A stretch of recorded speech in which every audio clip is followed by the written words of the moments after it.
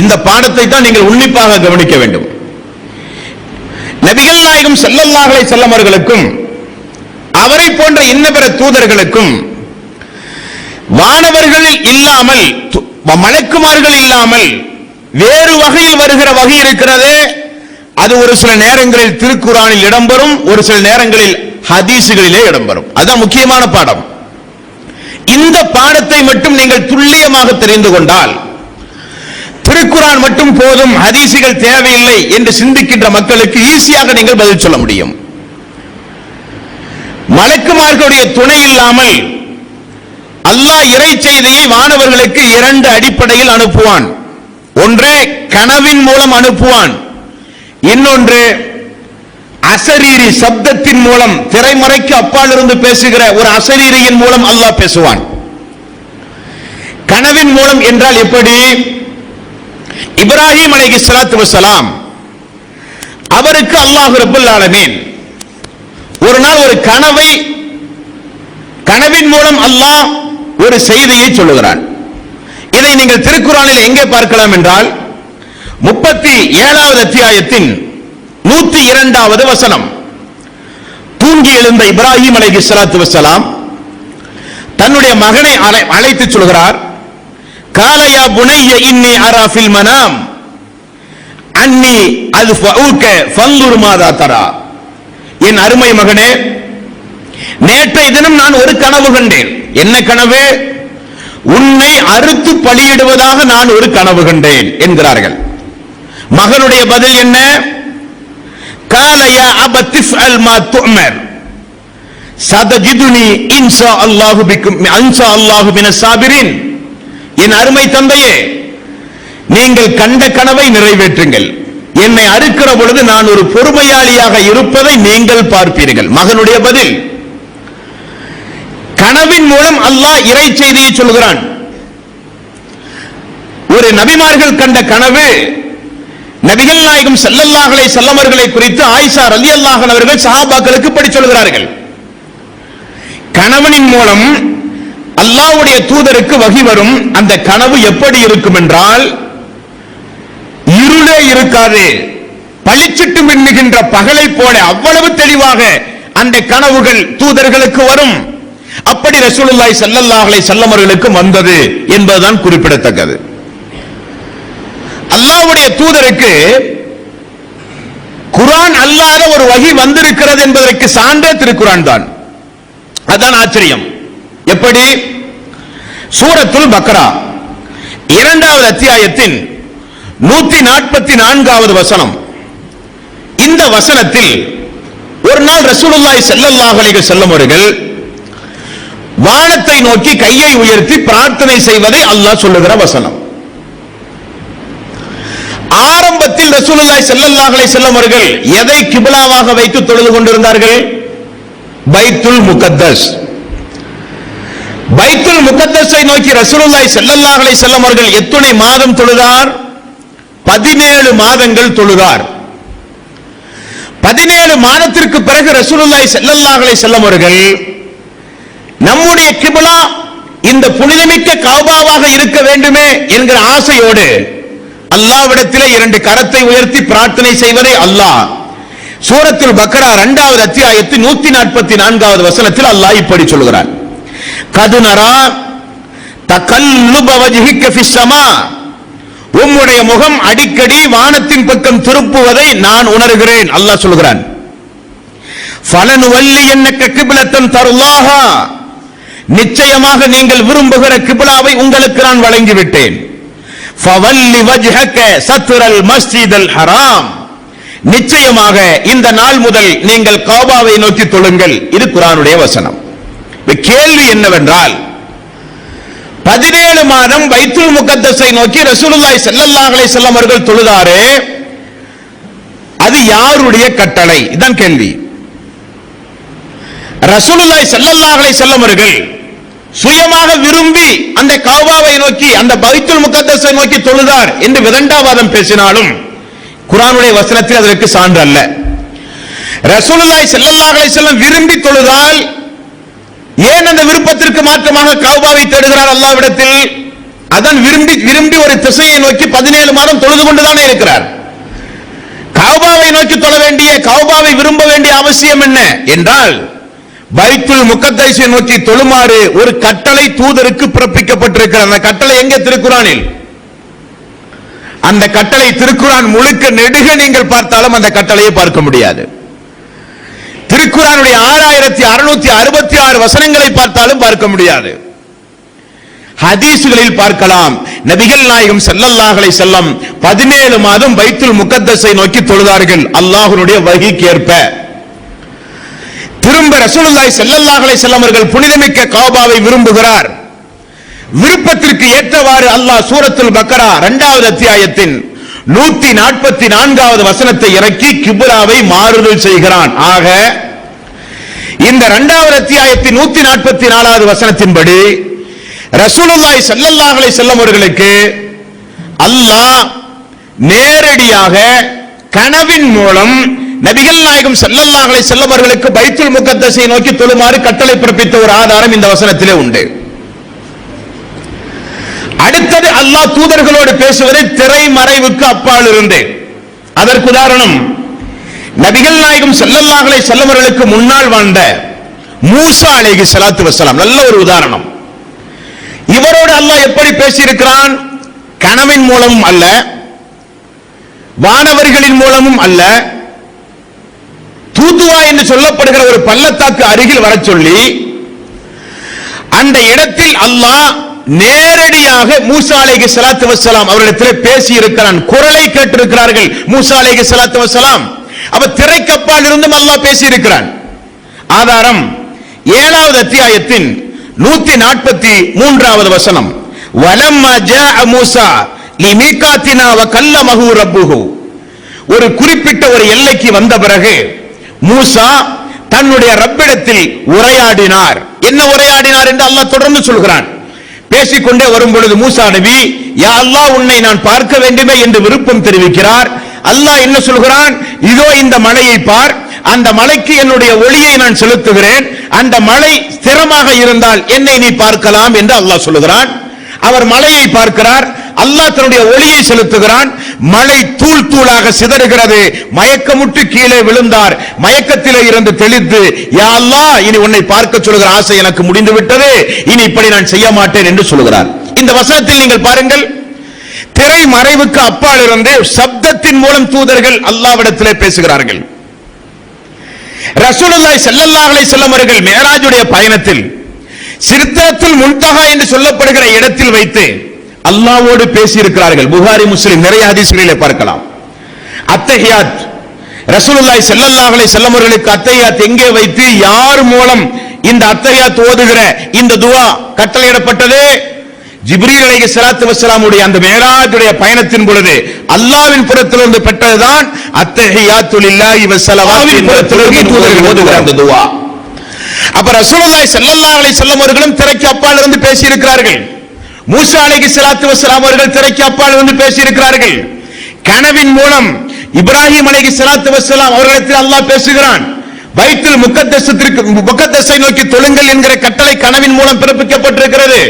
ஆயிஷா ரலியல்லாஹு அன்ஹா அவர்கள் ரசூலுல்லாஹி ஸல்லல்லாஹு அலைஹி வஸல்லம் அவர்களுக்கு வஹீயினுடைய கனவு எப்படி இருக்கும் என்றால், அது இரவே இருக்காது, பளிச்சிட்டு மின்னுகின்ற பகலை போல இருக்கும் என்கிற ஹதீஸ்களின் மூலம் அல்லாஹ் எப்படி தூதர்களிடத்திலே வஹீயின் மூலம் தொடர்பு வைத்திருக்கிறான் என்கிற பாடத்தை நம்மால் பெற முடிகிறது.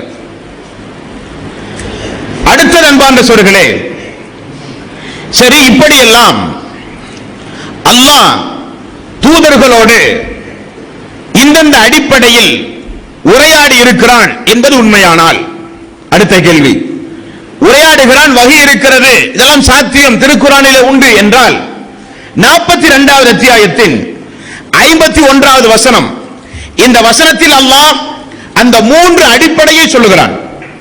எந்த 3 அடிப்படை? நான் கனவின் மூலம் தூதர்களிடத்திலே பேசுவேன், திரைக்கு அப்பால் இருந்தும் தூதர்களிடத்திலே பேசுவேன், மலக்குமார்களை அனுப்பியும் தூதர்களிடத்திலே பேசுவேன்.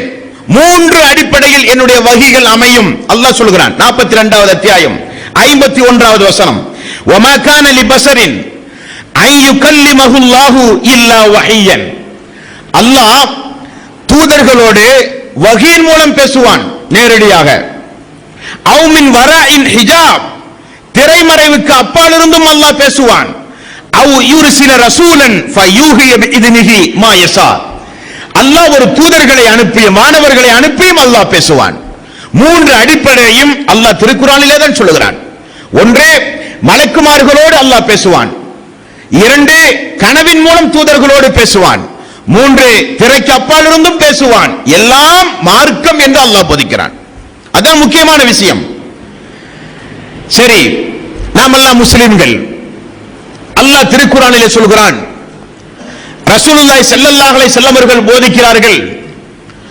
ஆகவே வஹீயை நாம் நம்புகிறோம். இருந்தாலும் அது எந்த அளவுக்கு சாத்தியம் என்கிற ஒரு கேள்வி நம்முடைய உள்ளத்தில் எழுவது இயற்கை. அன்பார்ந்த சகோதரர்களே, இஸ்லாம் வந்த பிறகு 1426 தாண்டி இன்றைக்கு நாம் எல்லாம் இருக்கிறோம். இன்றைய நவீன யுகத்தை நீங்கள் ஆய்வு செய்து பார்த்தால், மனிதன் ஆரம்பத்தில் ஒரு மனிதன் இன்னொரு மனிதனை தொடர்பு கொள்ள வேண்டுமானால் தொடர்பு சாதனமாக எதை வைத்திருந்தான்? புறாவினுடைய காலில் ஏதாவது செய்திகளை கட்டி அனுப்புகிற பழக்கம் இருந்தது ஆரம்ப காலகட்டத்தில். அதிலிருந்து மனிதன் சன்னஞ்சன்னமாக முன்னேற ஆரம்பித்தான். முன்னேற ஆரம்பித்து இன்றைக்கு மனித தொடர்பு சாதனங்கள் எந்த அளவுக்கு வளர்ந்திருக்கிறது என்றால், கையடக்க போன், செல்போன் என்கிறார்கள், தொலைபேசி, வானொலி, எவ்வளவோ மாற்றங்கள் இந்த நவீன காலகட்டத்தில் மனிதர்கள் தொடர்பு சாதனங்களாக இன்றைக்கு வைத்திருக்கிறார்கள். வானொலி பெட்டிகள், தொலைக்காட்சிகள், தொலைபேசிகள், செல்போன்கள், இமெயில், இன்டர்நெட், ஃபேக்ஸ். இந்த உலகத்தில் இருக்கக்கூடிய கடைக்கோடி பல லட்சோப லட்ச தொலைவு மீட்டரில் இருக்கக்கூடிய ஒரு மனிதன் உங்களோடு தொடர்பு கொள்ள வேண்டுமானால் கண் இமைக்கும் நேரத்திற்குள் இன்றைக்கு தொடர்பு கொள்ள முடிகிறதா இல்லையா? எப்படி? இது எப்படி சாத்தியம்? எங்கோ இருக்கிற ஒரு மனிதன் உலகத்தினுடைய இன்னொரு கடைக்கோடியில் இருக்கிற ஒரு மனிதனிடத்தில் பேச நினைத்தாலும் உடனடியாக பேசுகிறான். பேச வேண்டிய வார்த்தையை ஒரு தாளில் எழுதி தாளை அனுப்ப நினைத்தால் கூட உடனடியாக ஃபேக்ஸின் மூலம் அனுப்புகிறான். அவன் எண்ணுகிற எண்ணத்தை எழுத்து வடிவத்தில் கம்ப்யூட்டரில் பதிவு செய்து உடனடியாக இமெயில் மூலம் அனுப்புகிறான். எவ்வளவோ தொடர்பு சாதனங்கள் இன்றைக்கு வந்துவிட்டது. இந்த தொடர்பு சாதனங்கள் நம்முடைய கையில் வருகிற பொழுது இடையிலே பாருங்கள், எவ்வளவு பெரிய பாலைவனங்கள், அடர்ந்த காடுகள், எவ்வளவு கடல்கள், அனைத்தையும் தாண்டி கண்ணிமைக்கும் நேரத்திற்குள் தாள்களாக ஒளி வடிவத்தில், எழுத்து வடிவத்தில் மனிதன் இன்றைக்கு ஒரு செய்தி பரிமாற்றம் வைக்கிறானா இல்லையா? உலகத்தில் உண்டு, சாதாரணமாக உண்டு. சரி, வஹி வருகிறது என்கிறீர்கள். ரசூலுல்லாஹி ஸல்லல்லாஹு அலைஹி வஸல்லம் அவர்களை சுற்றி நிறைய சஹாபாக்கள் இருந்திருக்கிறார்கள். அவர்களுக்கு அந்த வஹி வந்த சப்தமே தெரியாதா என்றால் தெரியாது. அது யாரோடு அல்லாஹ் தொடர்பு கொள்கிறானோ அவருக்கு மட்டுமே தான் தெரியும். அதுவும் சாத்தியம் தானே. உதாரணத்திற்கு, அல்லாஹ்வால் படைக்கப்பட்ட ஒரு படைப்பு இன்றைக்கு இந்த துனியாவிலே உண்டு. என்ன படைப்பு? வெட்டுக்கிளி என்கிற ஒரு படைப்பு உண்டு. இதை குறித்து இன்றைய விஞ்ஞானிகள் என்ன சொல்கிறார்கள் தெரியுமா? வெட்டுக்கிளி, உங்களோடு வாழ்கிற அந்த வெட்டுக்கிளி இன்னொரு வெட்டுக்கிளியோடு தொடர்பு கொள்ள வேண்டுமானால் அது எப்படி பேசுகிறது என்று ஆய்வு செய்தார்கள். எப்படி பேசுகிறதாம்? ஒரு வெட்டுக்கிளி தன்னுடைய காலோடு இன்னொரு காலை கொண்டு உரசுகிறது. அதிலிருந்து ஒரு சப்தம் வருகிறது. இந்த சப்தம் 1/2 கிலோமீட்டர் தொலைவில் இருக்கக்கூடிய இன்னொரு வெட்டுக்கிளி புரிந்து அது என்ன பேசுகிறது என்பதை தெரிகிறதாம். அந்த அளவுக்கு அது சப்தம் வாய்ந்ததாம். அந்த சப்தம் நம்முடைய காதிலே விழுகிறதா? இல்லை.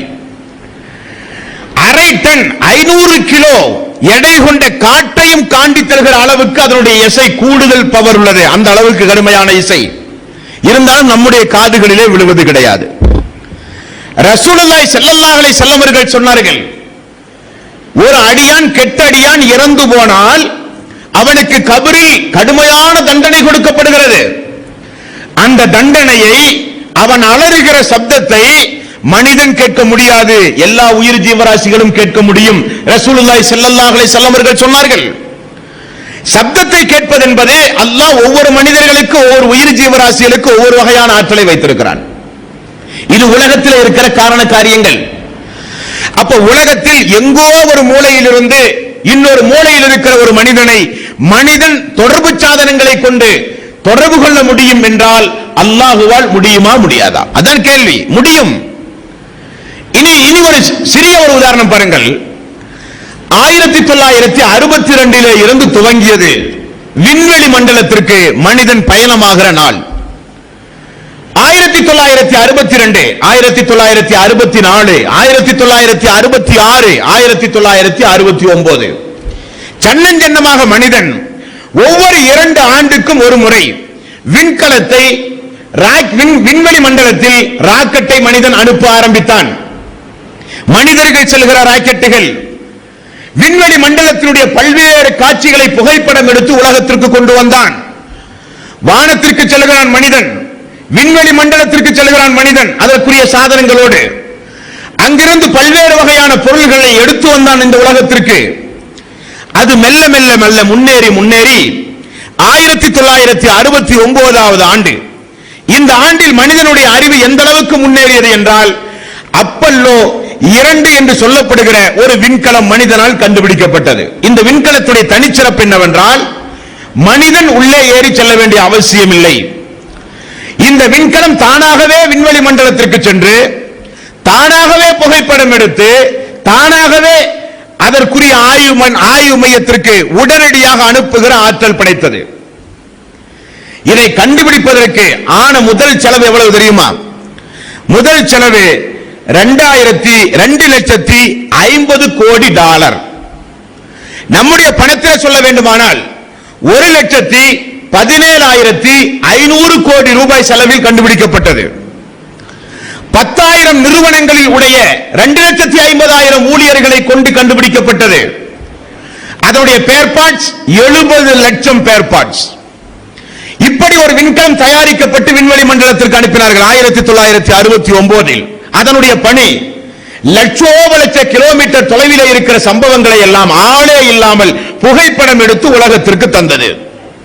விண்வெளியில் இருந்து மனிதனுக்கு உலகத்திற்கு தொடர்பு சாதனம் வந்தது.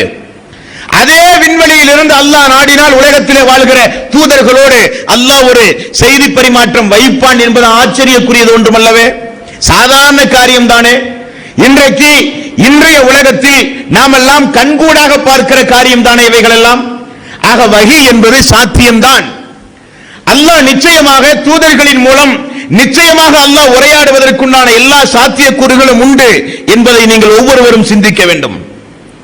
அப்படியானால் அன்பார்ந்த சகோதரர்களே, இந்த வஹி நிச்சயமாக அல்லாஹ் தூதர்களோடு வஹியின் மூலம் தொடர்பு வைத்திருக்கிறான் என்பதை பார்த்தோம். வஹி எத்தனை வகைப்படும் என்பதையும் பார்த்தோம். வஹி சாத்தியமா என்பதையும் பார்த்தோம்.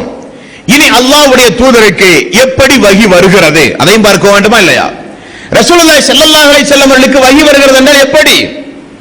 ஒரு நாள் நபிகள் நாயகம் ஸல்லல்லாஹு அலைஹி வஸல்லம் அவர்களுக்கு எப்படி வஹி வருகிறது அதை பார்க்க வேண்டும் என்கிற ஒரு ஆசை ஒரு நபி தோழருக்கு ஏற்பட்டது.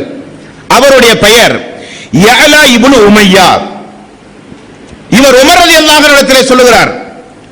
யஅலா இப்னு உமையா உமர் ரலியல்லாஹு அன்ஹு இடத்திலே சொல்லுகிறார், உமர் அவர்களே, ரசூலுல்லாஹி ஸல்லல்லாஹு அலைஹி வஸல்லம் அவர்களுக்கு வஹி வரும் பொழுது என்னை அழைத்துக் கொண்டு எனக்கு அதை காண்பித்து தாருங்களேன் என்கிறார். நிச்சயம் அப்படிப்பட்ட ஒரு வாய்ப்பு கிடைத்தால் உம்மை அழைத்துக் கொண்டு நான் காண்பிப்பேன் என்று வாக்கும் கொடுக்கிறார். அதன் அடிப்படையில் ரசூலுல்லாஹி ஸல்லல்லாஹு அலைஹி வஸல்லம் அவர்களுக்கு ஒரு நாள் வஹி வர ஆரம்பித்தது. அல்லாஹ்வுடைய தூதருக்கு வஹி வரும் பொழுது அது எப்படி இருக்கும் என்று ஆயிஷா ரலியல்லாஹு அன்ஹா அவர்கள் அதிகமான ஹதீஸ்களை அறிவிக்கிறார்கள். எந்த அளவுக்கு என்றால் வஹியினுடைய கனப்பரிமாணம். வஹி என்பது சாதாரணப்பட்ட ஒன்று அல்லவே. சாதாரண ஒரு மொபைல் போன் செல்போனை இன்றைக்கு சொல்லுகிறார்கள் அது சேட்டலைட்டின் மூலம் வருகிற கதிர்வீச்சு கொண்டது, ஜாக்கிரதையாக பயன்படுத்துங்கள் என்று சொல்லுகிறார்கள். அல்லாஹ்வுடைய வஹி என்பது சாதாரணப்பட்ட ஒன்று அல்ல. அதனுடைய கனப்பரிமாணத்தை நபிகள் நாயகம் ஸல்லல்லாஹு அலைஹி வஸல்லம் அவர்களுக்கு வஹி வருகிற கனப்பரிமாணத்தை ஆயிஷா ரலியல்லாஹு அன்ஹா அவர்கள் ஒரு நாள் இப்படி சொல்கிறார்கள். ஒட்டகத்தின் மீது ரசூலுல்லாஹி ஸல்லல்லாஹு அலைஹி வஸல்லம் அவர்கள் அமர்ந்து கொண்டிருந்தால் அந்த வஹி வருகிற பொழுது வஹியினுடைய அந்த கனம் தாங்காமல் ஒட்டகமே அமர்ந்து விடுமாம். அந்த அளவுக்கு அந்த வஹி என்பது இறை செய்தி என்பது அந்த அளவுக்கு கனப்பரிமாணம் கொண்டது. ஆயிஷா ரலியல்லாஹு அன்ஹா அவர்கள் சொல்கிறார்கள், கடுமையான குளிராக இருக்கும், எங்களால் அந்த குளிரை தாக்கு பிடிக்க கூட முடியாது. அப்படிப்பட்ட குளிரில் கூட ரசூலுல்லாஹி ஸல்லல்லாஹு அலைஹி வஸல்லம் அவர்களுக்கு இந்த வஹி வந்தால் அவருடைய மேனியெல்லாம் நனைந்துவிடும் வியர்வையால், அந்த அளவுக்கு கஷ்டப்படுவார். வஹி வந்து போனவுடன் ரசூலுல்லாஹி ஸல்லல்லாஹு அலைஹி வஸல்லம் அவர்களை பார்த்தால் அடித்து போட்டதை போல சுருண்டு கிடப்பார்கள் நபிகள் நாயகம் ஸல்லல்லாஹு அலைஹி வஸல்லம் அவர்கள். அந்த அளவுக்கு வஹி என்பது மிகப்பெரிய கனப்பரிமாணம் உடையது. அப்படி நபிகள் நாயகம் ஸல்லல்லாஹு அலைஹி வஸல்லம் அவர்களுக்கு ஒரு நாள் வஹி வருகிறது. யஅலா இப்னு உமையா அவர்கள் ஏற்கனவே உமர் ரலியல்லாஹு அன்ஹு இடத்திலே சொல்லி இருந்தார்கள். உமர் அவர்கள் ஒரு நாள் ஓடி போய் யஅலா இப்னு உமையாவை அழைத்து, இதோ ரசூலுல்லாஹி ஸல்லல்லாஹு அலைஹி வஸல்லம் அவர்களுக்கு வஹி வந்து கொண்டிருக்கிறது என்பதை அழைத்து காண்பித்தாராம். அப்பொழுது யஅலா இப்னு உமையா அவர்கள் சொல்கிறார், நான் பார்த்தேன் ரசூலுல்லாஹி ஸல்லல்லாஹு அலைஹி வஸல்லம் உடைய முகத்திலே ஒரு மேலாடை இருந்தது.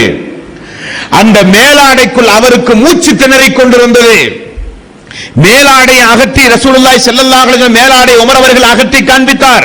இதோ ரசூலுல்லாஹி ஸல்லல்லாஹு அலைஹி வஸல்லம் அவர்களுக்கு வஹி வந்து கொண்டிருக்கிறது என்று எனக்கு காண்பித்தார்கள். மூச்சு திணறிக் கொண்டிருந்தது, உடம்பெல்லாம் வியர்த்திருந்தது. நான் நேரடியாக பார்த்தேன் என்று யஅலா இப்னு உமையா ரலியல்லாஹு அன்ஹு அவர்கள் சொல்கிறார்கள்.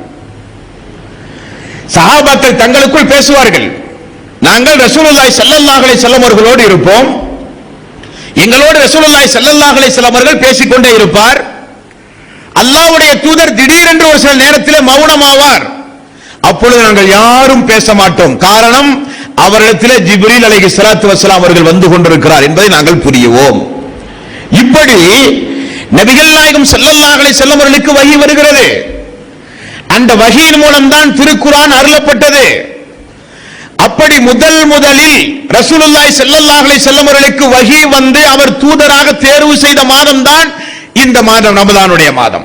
அதைத்தான் அல்லாஹ் சூரத்துல் பக்ரா 2வது அத்தியாயம் 185வது வசனம், ஷஹ்ரு ரமலான் அல்லதி உன்சில ஃபீஹில் குர்ஆன் ஹுதல் லின்னாஸ் வ பையினாத்தும் மினல் ஹுதா வல் ஃபுர்கான். நன்மையும் தீமையும் பிரித்தறிந்து நடக்கக்கூடிய திருக்குர்ஆனை மனிதர்களுக்காக இந்த ரமதானுடைய மாதத்தில் தான் அல்லாஹ் அருளினான். ரசூலுல்லாஹி ஸல்லல்லாஹு அலைஹி வஸல்லம் அவர்களுக்கு 40 வயது.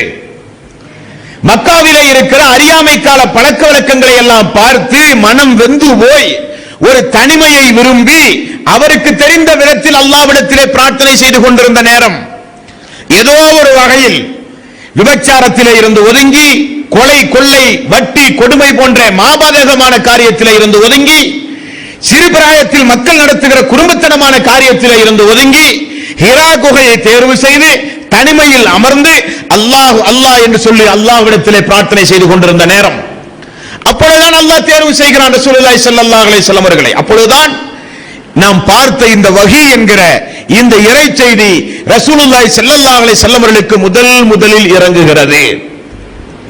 முதலில் இறங்கிய வசனம் எது? 95வது அத்தியாயத்தின் 1 முதல் 6 வரை உள்ள வசனம். அப்படியே ரசூலுல்லாஹி ஸல்லல்லாஹு அலைஹி வஸல்லம் அவர்கள் எல்லோரும் இரவு நேரத்தில் உறங்கிக் கொண்டிருக்கும் பொழுது அவர் மட்டும் விழித்திருந்த அந்த ஹிரா குகையில் 600 ரெக்கைகளோடு ஜிப்ரீல் அலைஹிஸ்ஸலாத்து வஸ்ஸலாம் அவர்களை முதலில் முழு உருவத்தோடு பார்த்தார் ரசூலுல்லாஹி ஸல்லல்லாஹு அலைஹி வஸல்லம் அவர்கள். கட்டி அணைத்தார்கள் ஜிப்ரீல்.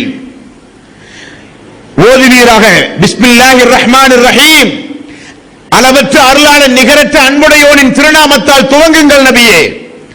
இக்ரா பிஸ்மி ரப்பிக்கல் லதீ ஹலக் ஹலக்கல் இன்சான மின் அலக். அல்லாஹ்வின் திருநாமத்தால் ஓதுங்கள். அவன்தான் உங்களை ஹலக் என்று சொல்லப்படுகிற அலக் என்று சொல்லப்படுகிற தன்மையிலிருந்து உங்களை படைத்தான். உடனே ரசூலுல்லாஹி ஸல்லல்லாஹு அலைஹி வஸல்லம் அவர்கள் பயந்து போனார்கள். மா அனா பிகாரின், எனக்கு ஓத தெரியாது, எனக்கு ஓத தெரியாது, எனக்கு எழுதவும் தெரியாது, படிக்கவும் தெரியாது என்று கதறுகிறார்கள். மீண்டும் ஜிப்ரீல் அலைஹிஸ்ஸலாத்து வஸ்ஸலாம் அவர்கள் கட்டிப்பிடித்தார்கள். இக்ரா பிஸ்மி ரப்பிக்கல் லதீ ஹலக். மீண்டும் ரசூலுல்லாஹி ஸல்லல்லாஹு அலைஹி வஸல்லம் அவர்கள் எனக்கு ஓத தெரியாது, எனக்கு ஓத தெரியாது என்று பயந்து போய்விட்டார்கள். 3வது முறை அல்லாஹ்வின் திருநாமத்தால் நீங்கள் ஓதுங்கள் நபியே என்று ஜிப்ரீல் அலைஹிஸ்ஸலாத்து வஸ்ஸலாம் அவர்கள் கட்டி தழுவிய பிறகு ரசூலுல்லாஹி ஸல்லல்லாஹு அலைஹி வஸல்லம் அவர்கள் ஓத ஆரம்பித்தார்கள். அஊது பில்லாஹி மினஷ் ஷைத்தானிர் ரஜீம், பிஸ்மில்லாஹிர் ரஹ்மானிர் ரஹீம், இக்ரா பிஸ்மி ரப்பிக்கல் லதீ ஹலக் ஹலக்கல் இன்சான மின் அலக் என்று ஓத ஆரம்பித்தார்கள். இப்படித்தான் வஹி ரசூலுல்லாஹி ஸல்லல்லாஹு அலைஹி வஸல்லம் அவர்களுக்கு முதல் கட்டமாக வர ஆரம்பித்தது. இந்த வகி எங்கிருந்து வருகிறது? அல்லாஹ்வின் புறத்திலிருந்து வருகிறது. அல்லாஹ் எங்கே இருக்கிறான்? அத்வைத சித்தாந்தம், சூபிச கொள்கை, இஸ்லாம் அல்லாத ஏனைய மதத்தினுடைய கொள்கை, கடவுள் எல்லா திசைகளிலும் இருக்கிறான், எக்கு திசைகளிலும் கடவுள் இருப்பான் என்கிற சித்தாந்தம் அத்வைத சித்தாந்தம். எல்லாம் கடவுள், எந்த திசை திரும்பினாலும் கடவுள், பார்க்கிற இடமெல்லாம் கடவுள். இது இஸ்லாத்திற்கு விரோதமான கொள்கை. அல்லாஹ்வை பொறுத்தவரையில் அல்லாஹ் வானத்தில் இருக்கிறான். வானத்தில் அல்லாஹ் அரிசின் மீது இருக்கிறான். அரிசி எங்கே இருக்கிறது? அரிசி எதன் மீது இருக்கிறது? 11வது அத்தியாயம் 7வது வசனம். அல்லாஹ் ரப்பல் ஆலமீன் தன்னுடைய அரிசை குறித்து சொல்லுகிற வசனம். அல்லாஹ் சொல்கிறான், வகான அர்ஷுஹு அலல் மாஇ. அல்லாஹ்வுடைய அரிசி என்பது ஒரு தண்ணீரின் மீது இருப்பதாக அல்லாஹ் ரப்பல் ஆலமீன் சொல்கிறான். இந்த அல்லாஹ்வுடைய அரிசும் இந்த தண்ணீரும் எங்கிருப்பதாக ரசூலுல்லாஹி ஸல்லல்லாஹு அலைஹி வஸல்லம் அவர்கள் சொன்னார்கள்? வானம் என்பது 7 வானங்கள் உண்டு. 1, 2, 3, 4 என்று 7 வானங்கள் உண்டு. 7 வானங்களையும் தாண்டி தண்ணீர் இருக்குமாம். தண்ணீரின் மீது அல்லாஹ்வுடைய அரிசி இருக்கிறதாம். அல்லாஹ்வுடைய அரிசினுடைய அடியில் இருந்துதான் சொர்க்கத்து மக்களுக்கு சொர்க்கத்து நீரே செல்வதாக ரசூலுல்லாஹி ஸல்லல்லாஹு அலைஹி வஸல்லம் அவர்கள் சொன்னார்கள். ஹாக்கிம் பைஹக்கி என்று சொல்லப்படுகின்ற கிதாபுகளிலே நம்மால் பார்க்க முடிகிறது. அல்லாஹ் ஜிப்ரீல் அலைஹிஸ்ஸலாத்து வஸ்ஸலாம் அவர்களிடத்தில் ஒரு இறை செய்தியை தூதர்களிடத்தில் சொல்வதாக இருந்தால் அந்த சம்பவம் எப்படி நடக்கும் என்பதை ரசூலுல்லாஹி ஸல்லல்லாஹு அலைஹி வஸல்லம் அவர்கள் சொல்கிறார்கள். எப்படி நடக்குமாம்? அல்லாஹ் பேச ஆரம்பித்தால் வானலோகத்தில் இருக்கிற எல்லா வானவர்களும் மயக்கமுற்று விழுந்து விடுவார்களாம். சுப்ஹானல்லாஹ். அவர்கள் மயக்கத்தில் இருந்து எழுந்தால் முதற்கட்டமாக ஜிப்ரீல் அலைஹிஸ்ஸலாத்து வஸ்ஸலாம் இடத்திலே தான் வானவர்கள் பேசுவார்களாம். அல்லாஹ் உங்களிடத்தில் என்ன சொன்னான்? அவர் சொல்லுவார், அல்லாஹ் சொல்ல வேண்டியதை என்னிடத்தில் தெளிவாகவே சொன்னான் என்று அவர் சொல்லுவார். யாரிடத்தில் சொல்ல வேண்டுமோ அவரிடத்தில் சொல்ல சொல்லி அல்லாஹ் சொல்ல வேண்டியதை தெளிவாக சொல்லுவான் என்று அல்லாஹ் சொல்லுவான் என்று ஜிப்ரீல் அலைஹிஸ்ஸலாத்து வஸ்ஸலாம் அவர்கள் சொல்லுவார்கள். அந்த அளவுக்கு இந்த வஹி என்பது எங்கிருந்து ஆரம்பமாகிறது, யாரின் மூலம் தூதர்களுக்கு அது சொல்லப்படுகிறது, எந்தெந்த வகையில் அல்லாஹ் எந்தெந்த முறையில் தூதர்களோடு வஹீயின் மூலம் அல்லாஹ் தொடர்பு வைப்பான் என்பதைத்தான் இந்த பாடத்தின் மூலம் நாம் ஓரளவு அறிந்திருப்போம் என்று நான் நம்புகிறேன். ஆக இஸ்லாமிய மார்க்கத்தை பொறுத்தவரையில், திருக்குர்ஆனை பொறுத்தவரையில், உலக வேதங்களில் எல்லா வேதங்களை காட்டிலும் முன்னோடியாக இருக்கக்கூடிய இந்த திருக்குர்ஆன் இந்த உலகத்திற்கு அல்லாஹுவால் வழங்கப்பட்டது இப்படி ஒளி வடிவில் உள்ள வஹீயின் மூலம். ரசூலுல்லாஹி ஸல்லல்லாஹு அலைஹி வஸல்லம் அவர்கள் இறுதி நபி. திருக்குர்ஆனில் இல்லாத எவ்வளவோ சட்டங்களை ஹதீஸ்களிலே நாம் பார்க்கலாம்.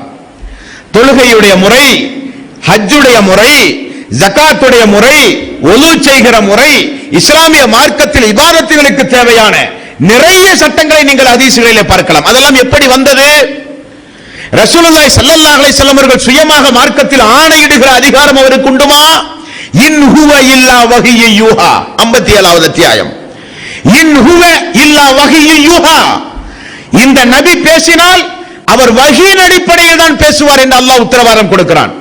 அப்ப அந்த நபி தொழச் சொன்னால், அந்த நபி நோன்பு வைக்க சொன்னால், அந்த நபி ஹஜ்ஜை குறித்து விளக்கினால், அந்த நபி ஜகாத்தை குறித்து விளக்கினால், அந்த நபி ஒதுவை குறித்து விளக்கினால், அவைகளெல்லாம் வஹீயினுடைய கண்ணோட்டத்தில் தான் நாம் பார்க்க வேண்டும்.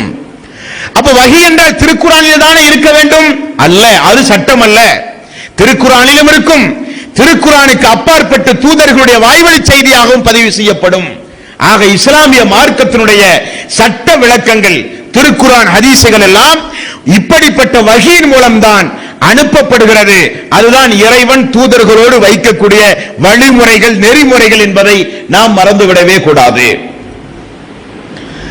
இப்படி ஒளி வடிவில் இறைவன் புறத்திலிருந்து அனுப்பப்படுகின்ற இந்த வஹி, ரசூலுல்லாஹி ஸல்லல்லாஹு அலைஹி வஸல்லம் அவர்களுக்கு வஹி வரும். அந்த வஹி கூட நீங்கள் சாதாரணமாக நினைக்க கூடாது.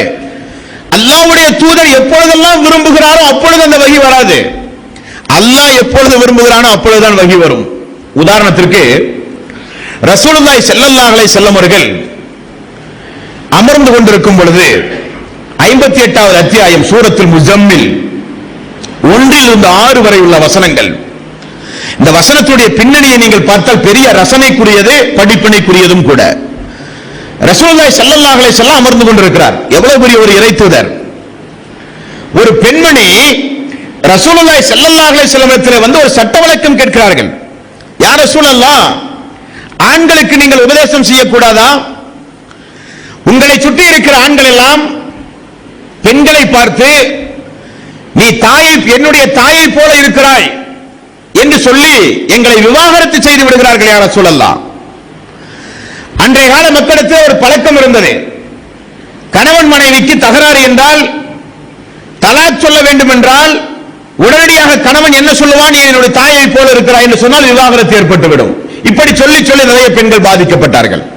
அப்பொழுது ஒரு பெண் கையில் குழந்தையோடு ரசூலுல்லாஹி ஸல்லல்லாஹு அலைஹி வஸல்லம் வந்தார்கள். யா ரசூலல்லாஹ், இதற்கு ஒரு முடிவு தெரிந்தாக வேண்டும்.